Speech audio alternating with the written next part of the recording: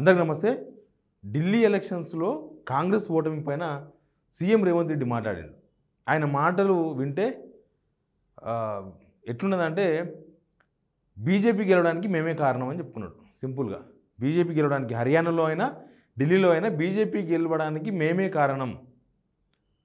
మాకు ఆమ్ ఆద్మీ పార్టీతో ఉన్న కొట్లాటలు లేదా ఆమ్ ఆద్మీ పార్టీకి కాంగ్రెస్తో ఉన్న కొట్లాటలు ఇవన్నీ కలిపి లాస్ట్కి మేము బీజేపీ బెనిఫిట్ అయిందని ఆయన చెప్పగానే చెప్పిండు. మీకు ఆ వీడియో కూడా చూపిస్తా. వీడియో చూసిన తర్వాత మళ్ళీ ఎక్స్ప్లెనేషన్ పోదాం. వీడియో చూసాకన్నా ముందు మీకు రిక్వెస్ట్ చేస్తున్నాను. కొన్ని రోజుల నుంచి సిగ్నల్ టీవీ స్ట్రైక్ చేసే వాళ్ళు చాలామంది ఇతర దేశాల నుంచి స్ట్రైక్ ఇస్తున్నారు. స్ట్రైక్ ఇవ్వడం అంటే రిపోర్ట్ చేయడం. మీరు సిగ్నల్ టీవీకి మద్దతుగా నిలవాల్సిన సమయం ఆసన్నమైంది. మీరు సబ్స్క్రైబ్ చేసుకోండి, లైక్ చేయండి, షేర్ చేయండి, కామెంట్ చేయండి. ఇక మిగతా వార్తలకు పోతే ముందు రేవంత్ రెడ్డి చేసిన స్టేట్మెంట్ ఏంది, ఆయన ఇచ్చిన ఢిల్లీ ఎలక్షన్స్ మీద ఆయన సమాధానం ఏందో ఒకసారి చూడండి మీరు. Everyone is expecting everything. That is the biggest problem. We have seen in Delhi, we have seen in Haryana. Kejriwal has disturbed in Haryana where Congress has got defeat and Congress has done something in Delhi.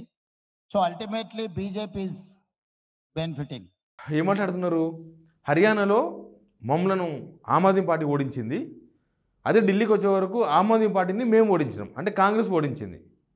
నిజంగా కూడా Aam Aadmi party కనుక పొత్తు పెట్టుకుని ఉంటే హర్యానాలో ఖచ్చితంగా అక్కడ కాంగ్రెస్ గెలిచేది. ఎందుకంటే చాలా తక్కువ మార్జిన్లో ఓడిపోయింది. జస్ట్ 0.87% చేంజ్తో ఓడిపోయినారు. ఆడ ఓట్లు గెలిచింది ఆమ్ ఆద్మీ పార్టీ.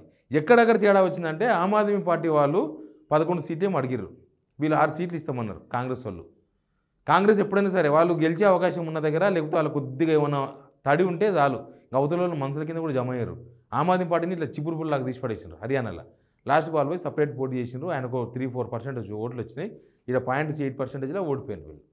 ఇక ఢిల్లీ కాడికి వచ్చే వరకు అక్కడనేమో ఆమ్ ఆద్మీ పార్టీ కాంగ్రెస్ను సీట్లు అడిగింది. ఢిల్లీ కాడికి వచ్చే వరకు అసలు ముందే ఒకవేళ పొత్తిట్లో కుదురుంటే ఆమ్ ఆద్మీ పార్టీ కాంగ్రెస్కు సీట్లు ఇచ్చే అవకాశం ఉండేది. కానీ ముందే ఆమ్ ఆద్మీ పార్టీ మేము ఎవరితో పొత్తు పెట్టుకోమని చెప్పారు. కాంగ్రెస్ వాళ్ళు ప్రయత్నాలు చేసినారు ఇక్కడ. ఎందుకంటే కాంగ్రెస్కి ఇక్కడ నా గర్నా నా ఘాట్కా అన్నట్టు ఢిల్లీలో 3 సార్లు ఓడిపోయింది. 0 సీట్లు వచ్చినాయి వాళ్ళకి. ఇది హిస్టరీ, ఢిల్లీ మన భారతదేశంలోనే ఒక హిస్టరీ ఇది. కాబట్టి ఆమ్ ఆద్మీ పార్టీతో పొత్తు పెట్టుకోవాలని ప్రయత్నం చేసిండ్రు.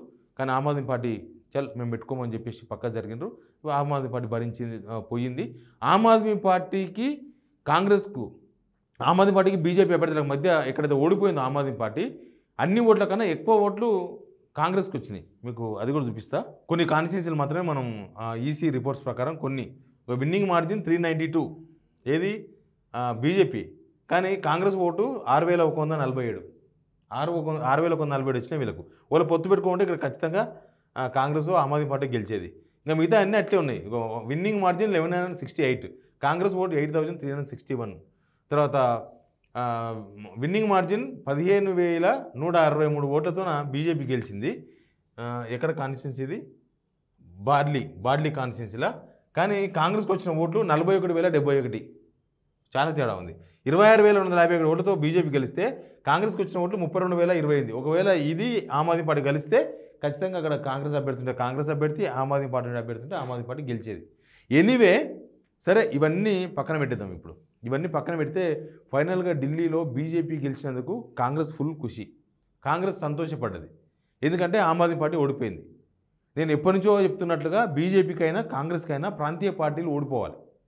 ప్రాంతీయ పార్టీలు ఓడిపోతే జాతీయ పార్టీలు అయితే నువ్వు లేకపోతే నేను, నువ్వు లేదా నేను కొట్టుకోవచ్చు. నువ్వు గెలుస్తావు లేకపోతే నేను గెలుస్తా. కానీ ప్రాంతీయ పార్టీలు ఉన్న దగ్గర ఈ జాతీయ పార్టీలు నెగల జాలవు. కాంగ్రెస్ పార్టీ అంతే, బీజేపీ కూడా అంతే. ప్రాంతీయ పార్టీలతో పొత్తు పెట్టుకోవాలి ఉంటే ప్రాంతీయ పార్టీల డిమాండ్స్ వినాలి, ప్రాంతీయ పార్టీలను సంప్రదించాలి, ఇంకా ప్రాంతీయ పార్టీల లైన్లో నిలవాలి. ఇప్పుడు ఏపీలో టీడీపీతో కనుక జనసేన బీజేపీ పొత్తు పెట్టుకొని ఉండకపోతే అక్కడ చంద్రబాబుకి ఎన్ని సీట్లు వచ్చే తర్వాత విషయం. కానీ బీజేపీకి తర్వాత జనసేనకు అన్ని సీట్లు గెలిచేది కాదు. ఈవెన్ పవన్ కళ్యాణ్ కూడా ఓడిపోయేవాడు. కొంతమంది విశ్లేషిస్తున్నారు, చెప్తున్నారు అక్కడ వాళ్ళు. పవన్ కళ్యాణ్ కూడా ఓడిపోయేవాడు. ఒకవేళ ఈ పొత్తు కనుక కుదరకపోతే అక్కడ టీడీపీ జనసేన బీజేపీ పొత్తు కుదరకపోతే పవన్ కళ్యాణ్ మళ్ళీ కూడా ఓడిపోయేవాడు. అంతకుముందు 2 సార్లు 2 కాన్స్టిట్యున్సీలో పోటీ చేసి ఓడిపోయింది కదా, సేమ్ ఓడిపోయేవాడు. జస్ట్ టీడీపీతో పొత్తు, బీజేపీతో పొత్తు. అంటే టీడీపీ ఇక్కడ మేజర్ రోల్.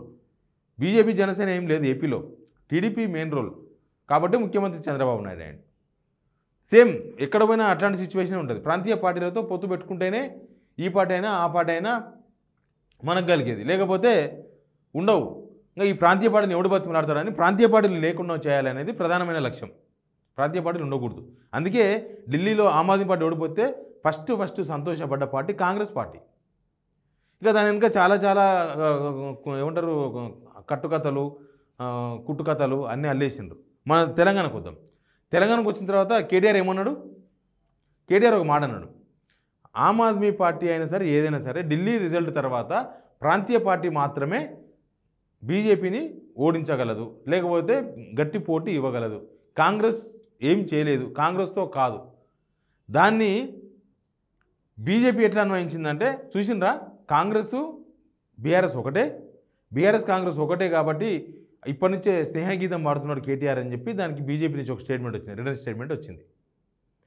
కేటీఆర్ చెప్పింది ఏంటంటే ప్రాంతీయ పార్టీలే బలంగా ఉండాలి, ప్రాంతీయ పార్టీ బలంగా ఉంటేనే జాతీయ పార్టీలకు గట్టి పోటీ ఇచ్చే అవకాశం ఉంటుంది. ఇంకోటి ఏంటంటే స్టేట్లో కాంగ్రెస్ అధికారంలో ఉన్నప్పుడు బీఆర్ఎస్ టార్గెట్ అల్టిమేట్గా కాంగ్రెసే అవుతుంది, బీజేపీ కాదు. అల్టిమేట్గా ఇక్కడ కాంగ్రెస్ ప్రభుత్వం ఉంది, కాంగ్రెస్ ప్రభుత్వం వెనకేసుకొస్తారా? అంటే కాంగ్రెస్ కనుక నిజంగానే ఆమ్ ఆద్మీ పార్టీతో కలిసి ఉండింటే కాంగ్రెస్ గెలిచేది అనేది అభిప్రాయం. కానీ కేటీఆర్ చేసిన కామెంట్ ఏంది, ఆమ్ ఆద్మీ పార్టీ బీజేపీకి గట్టి పోటీ ఇచ్చింది అంటే బీజేపీతో తర్వాత ఆమ్ ఆద్మీ పార్టీ ఉంది, కాంగ్రెస్ కాదు. కాంగ్రెస్ 75% అభ్యర్థులకు డిపాజిట్స్ పోయినాయంట తెలుసా, 75%. అదొక లెక్క కూడా ఉంది నా దగ్గర. ఢిల్లీలో చాలా ఘోరం జరిగింది. యాక్సిడెంట్ జరుగుతుంది కానీ మరి ఇంత నుజ్జునుజ్జైన యాక్సిడెంట్ జరగవు కదా, అంత నుజ్జునుజ్జైన యాక్సిడెంటే జరిగింది ఢిల్లీలో. ఏం జరిగిందంటే 95% కాంగ్రెస్ అభ్యర్థులకు డిపాజిట్ దక్కలే. 95%. ఏమైందంటే ఏమైంది ఢిల్లీలో అంటే మొత్తం 95% అభ్యర్థులకు అసలు డిపాజిట్లు దక్కలేదు. మొత్తం 70 స్థానాల్లో అభ్యర్థులు నిలిపింది కాంగ్రెస్. కేవలం 3 స్థానాల్లోనే డిపాజిట్ దక్కించుకున్నదంట. 3 స్థానాలు, 70లో 3 స్థానాలు మాత్రమే కాంగ్రెస్ డిపాజిట్ దక్కింది. 2015-2020 ఎన్నికల్లో 0 సీట్లకి పరిమితమైన ఆ పార్టీ ఎన్నికల్లో 0తో హ్యాట్రిక్ కొట్టింది. మరోవైపు ఈ ఎన్నికల్లో పోటీకి అన్ని పార్టీలు స్వతంత్ర అభ్యర్థులు 80% మందికి డిపాజిట్ దక్కలేదు. స్వతంత్ర అభ్యర్థులు అంటే వాళ్ళకి పార్టీ ఉండదు, ఏముండదు. కాంగ్రెస్ 95% ఢిల్లీలో డిపాజిట్ దక్కలేదు. ఇట్లా ఇక ఆ డిపాజిట్ దక్కనప్పుడు కాంగ్రెస్ పోటీ ఇచ్చింది అనాలనా ఢిల్లీలో? ఆమ్ ఆద్మీ పార్టీ పోటీ ఇచ్చింది బీజేపీకి, అధికార పార్టీ కూడా ఆమ్ ఆద్మీ పార్టీ. ఆ విషయాన్ని కేటీఆర్ చెప్తే దాన్ని ఇక్కడ తిప్పిర్రు. కాంగ్రెస్ బీఆర్ఎస్ ఒకటే కాబట్టి కాంగ్రెస్ని వెనకేసుకొస్తున్నాడు, లేకపోతే కాంగ్రెస్ ప్రాంతీయ పార్టీతో కలవకపోతే మీరు వేస్ట్ అని కేటీఆర్ అన్నాడు అనేది. దాన్ని వీళ్ళు నిన్న కిషన్ రెడ్డి గారు మాట్లాడినారు, బండి సంజయ్ గారు, వీళ్ళందరూ మాట్లాడేసిండ్రు బీఆర్ఎస్ కాంగ్రెస్ ఒకటే అని. ఇక్కడ అధికార పార్టీ ఉన్నప్పుడు బీఆర్ఎస్ ఖచ్చితంగా కాంగ్రెస్ను జీరో చేసే ప్రయత్నమే బీఆర్ఎస్ చేస్తుంది, లేకపోతే వాళ్ళు రాజకీయం చేస్తారా లేకపోతే ఏమన్నా వేరే నడుపుకుంటూ ఉంటారా? రాజకీయం చేసినప్పుడు ఖచ్చితంగా అధికార పార్టీని విమర్శించాలి. కానీ ఈ ఓవరాల్ సబ్జెక్టులో ఏంటంటే బీజేపీ కాంగ్రెస్ 2 జాతీయ పార్టీలు, ప్రాంతీయ పార్టీలు ఉండకుండా ఉండాలి అనేది వాళ్ళ ఫస్ట్. అందుకే కాంగ్రెస్ సంతోషపడ్డది అనేది ఫస్ట్ పాయింట్.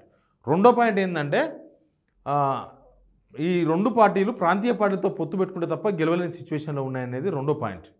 ఇక మూడో పాయింట్ ఏంటంటే ఇక్కడ కాంగ్రెస్ బీఆర్ఎస్ లింకు, లేకపోతే ఇది బీజేపీ వాళ్ళు ఆరోపణ చేస్తున్నట్లుగా అది కేవలం పొలిటికల్ స్టేట్మెంట్గానే చూడాల్సిన అవసరం ఉంది. ఎందుకంటే మన సిచ్యువేషన్ చూస్తున్నాం కదా, ఇక్కడ కాంగ్రెస్తోనే కొట్లాడుతున్నది బీఆర్ఎస్.